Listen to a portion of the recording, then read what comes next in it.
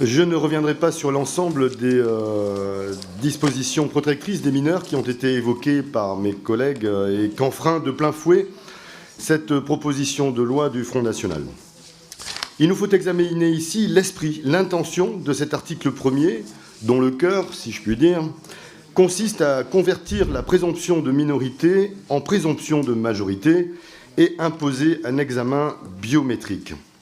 Le Front National, dans son exposé des motifs, tente d'établir une corrélation entre mineurs non accompagnés d'origine étrangère et la délinquance, ce qui est un mensonge préalable à justifier les fantasmes xénophobes qui font office de colonne vertébrale du programme de l'extrême droite et de ce texte en particulier. On est par ailleurs passé près de la demande de suppression de l'interdiction d'examiner et d'ausculter les parties génitales avant qu'une honte trop difficile à assumer médiatiquement fasse reculer le parti lepéniste sur cette abomination.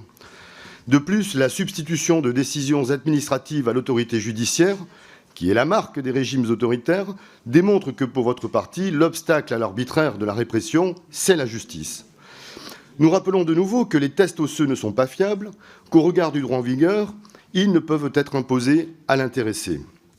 Enfin, il nous est infligé ici une proposition de loi qui espère séparer l'humanité en deux catégories.